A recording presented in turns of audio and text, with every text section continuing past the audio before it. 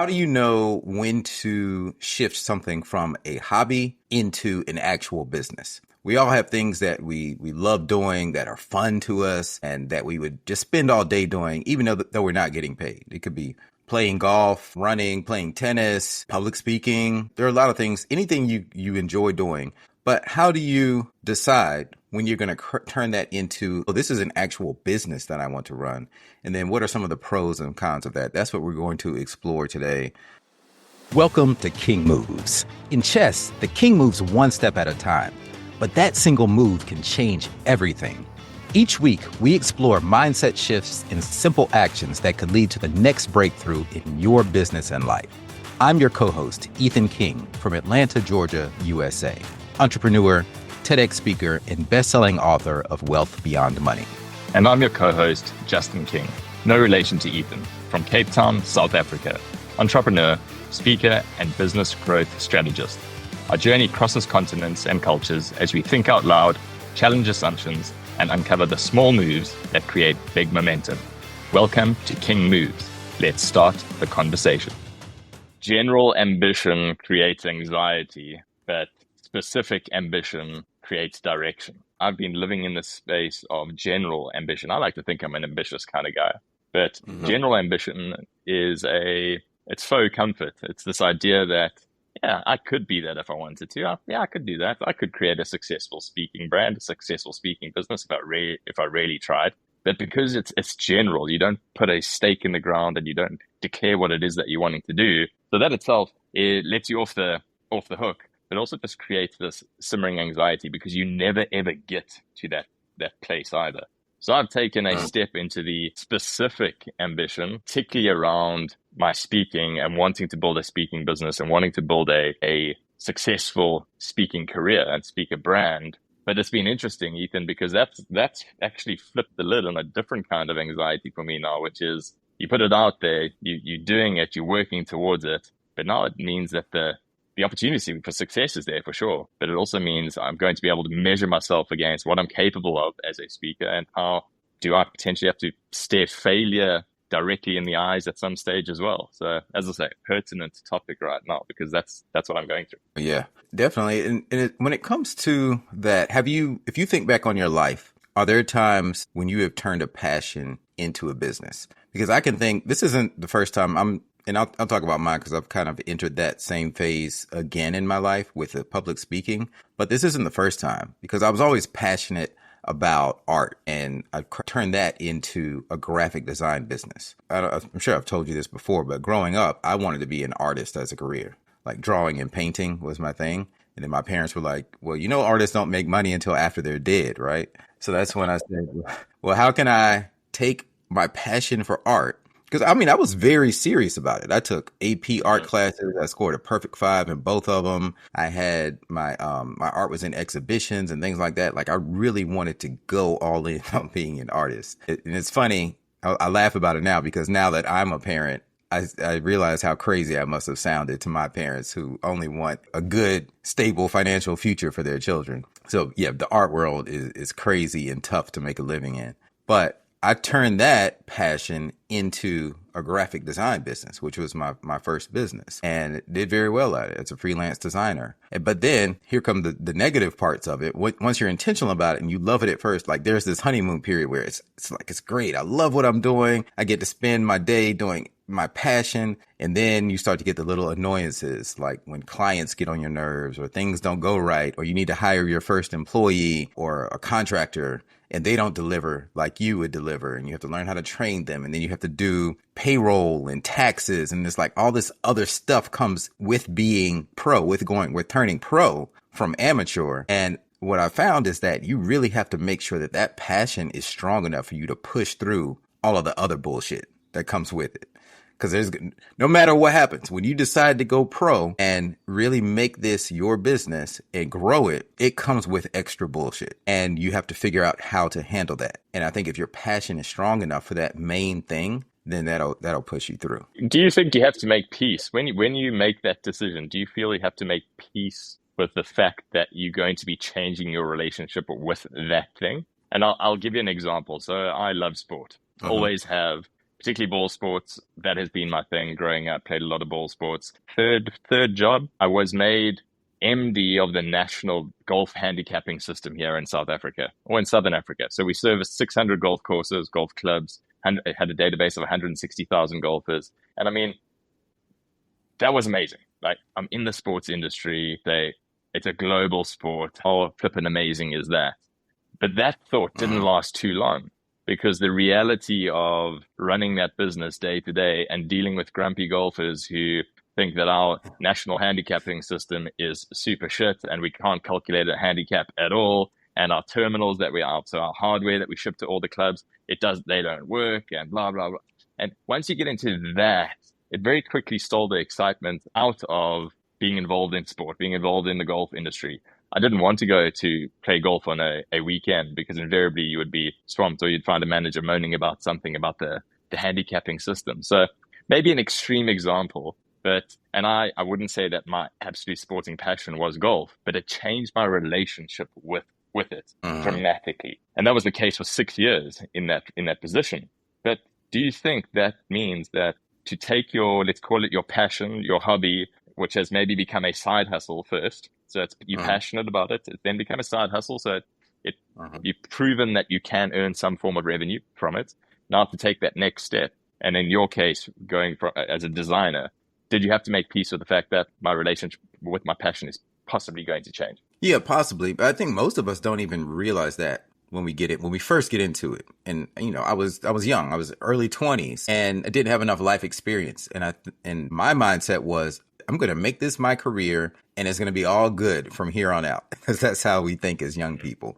But I think if you are, let's say you're in your third, fourth, fifth career, because I believe one of my mentors, Kevin Cole, who's ironically, he was my art teacher in college. He said he believes that you should reinvent yourself every 10 years or so. And so that way, in the span of a working career, you can live like seven different lives or whatever it is. And I was I admired that philosophy of his. Now, he's always been an artist, but he kind of changes things up every 10 years or so. Like, he might change his look or what his focus is. And I realized that I've kind of done that a little bit myself, in that started out with the graphic design, and that's, the Greek stuff. And then kind of went into, when we opened the retail with Zeus's Closet, then that was a shift too, because now it's like retail apparel and running a store and e-commerce websites.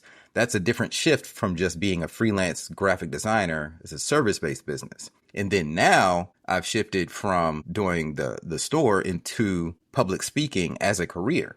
But you're right in that transition, because it starts as a passion, and then the side hustle, and then the main hustle. And I think you need to go through each of those gradual steps and not make a jump. When people make a sudden jump into something, like they have a wild idea and then decide, I'm going to make a business out of this, without going through that side hustle period where you get to try it out for a little bit on the side and make sure that you like it, then I think that's when people get into trouble. Reminds me of this client I had, a real quick story. When I was a freelance designer, this lady who hired me to design postcards for her grand opening of her beauty salon. And she had the address on there and everything. And we designed these postcards, got them printed, and then delivered them to the lady. And she had paid me up front. But then I found out that she did not even have a lease. She didn't have the lease for that property that she printed the address on the cards. It was all just a dream of hers. She was like, I declared it. I claimed it with God that this is where my business will be. Didn't go get paperwork or anything. Went and got postcards printed up, and she could not get that building. So she wanted me to change the address. And I'm like, well, you're going to have to pay again. And that was a headache. But I always thought that was a funny story, because she put the cart before the horse. Yeah.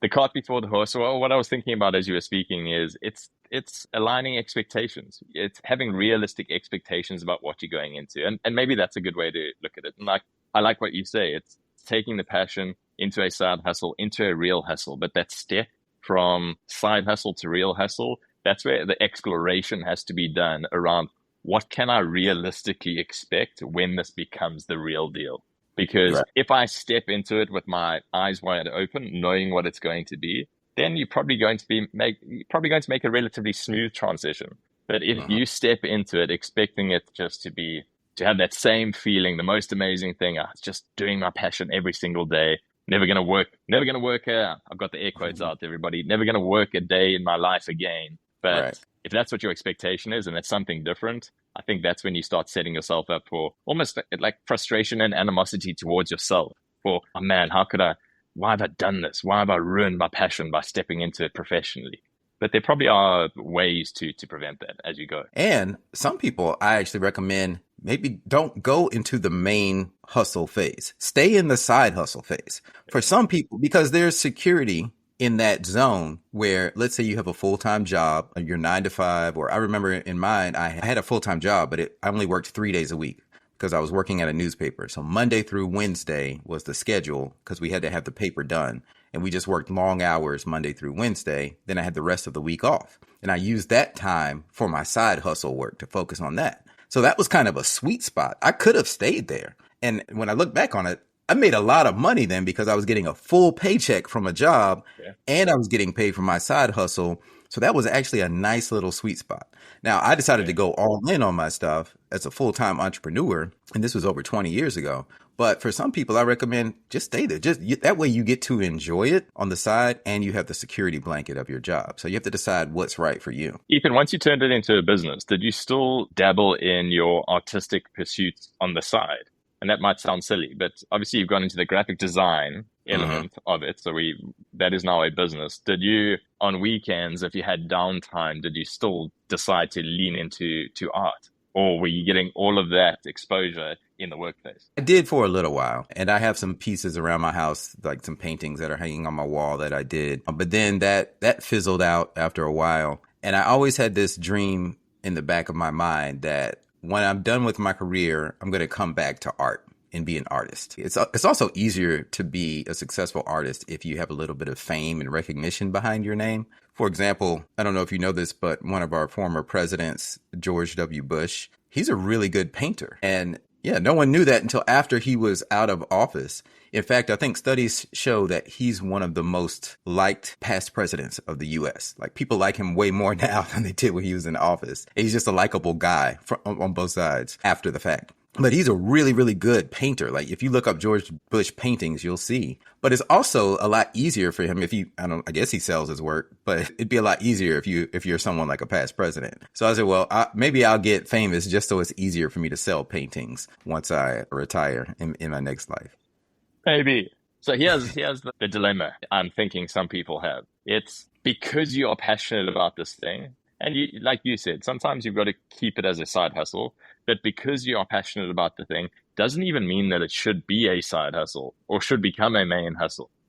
That's what I think people need to balance and understand is, I'm passionate about it, yes. But is that skewing my judgment and my ability to make a sound decision because I love this thing so much? And if I love it this much, surely if I take it to the world or I offer it as a service, people are just going to love it as well. How can people check themselves with that? Well, I think you have to decide, and it depends on each thing. For example, let's say you just enjoy playing golf as a hobby. Well, I don't know if you should turn that into a profession. How do you measure it first to decide whether to do that? Whereas with art, when people pay money for something, it assigns a value to it. That shows you that it's actually worth something to the outside world. So if that's important to you to get that validation, then selling it, I remember I sold a few pieces of my artwork, and that was very rewarding because now I know, like, hey, this isn't just important to me, but also the outside world cherishes this. And then when we went into the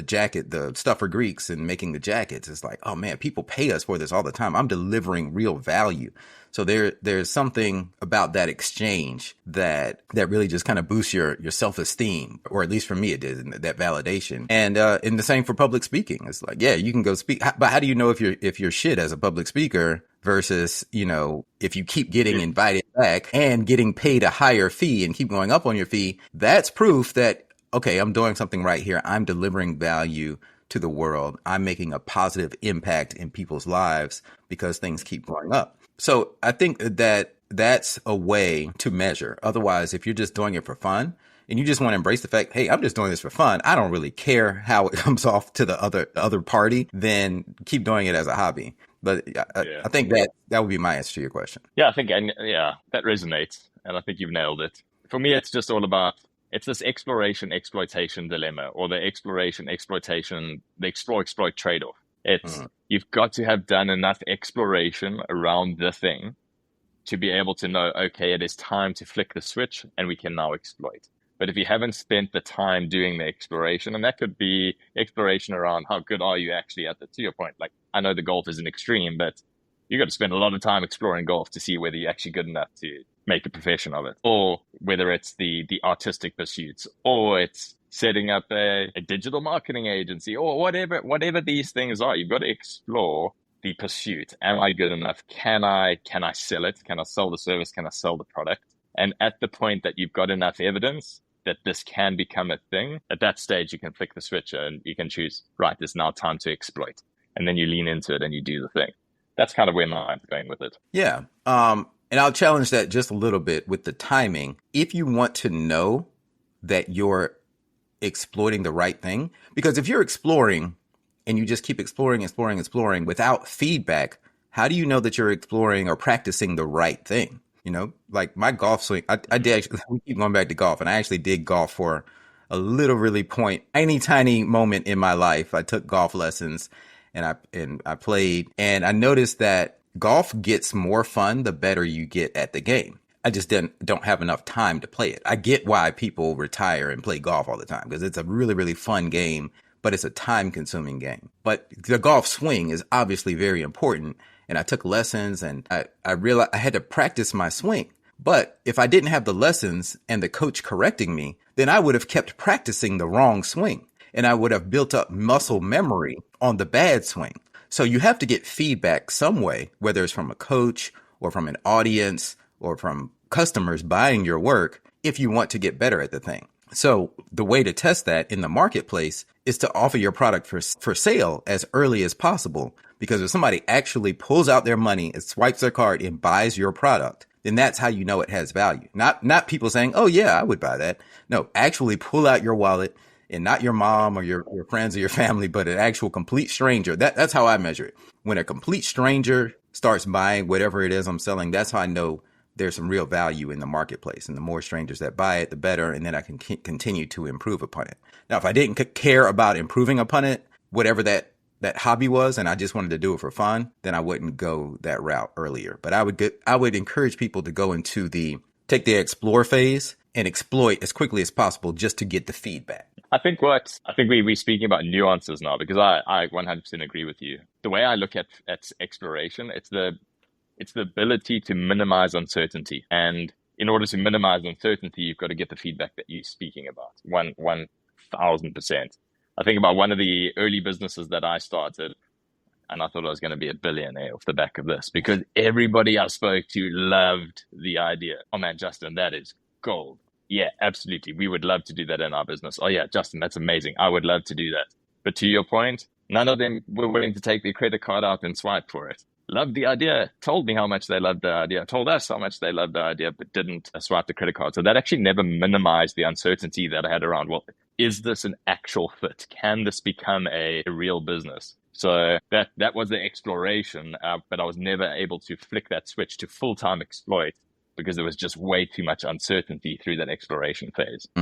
That reminds me, and I'll leave people with this king move. From my point of view, get to the exploitation phase as fast as possible. If you have a hobby that you're thinking about turning into a business, or if you just have a business idea, launch in 24 hours. Because a lot of times we hesitate because of how long it will take to do all the steps. Oh, I need to launch a website, and oh, I need to run ads, and I need to have the perfect product or the perfect offer. And when we think about all these things, then we just put it off and we never get to it, and we procrastinate. So, and I learned this a long time ago. It's like, how can I launch in 24 hours? And that might be 3 days, 8 hours a day. But once you have this idea, it's like, okay, boom, I'm going to launch the website this day. I'm going to do the ads this next day. I'm in the landing page this next day. Whatever it is that takes you to get to that minimum viable launch and put it out there to the world. Like, just swallow the pill, take a weekend and do it, and then see what happens in the marketplace, and then improve upon that. I think let's end there. That's a great king move. Just do the thing, get the feedback, get the info, and then make an informed decision. That's a wrap for today's episode of King Moves. Remember, in chess, like in business, one right move can change everything. Take today's action step, make your move, and build momentum. If you found value in today's episode, share it with someone who's ready for their next breakthrough, and don't forget to subscribe so you never miss our weekly conversations. Until next time.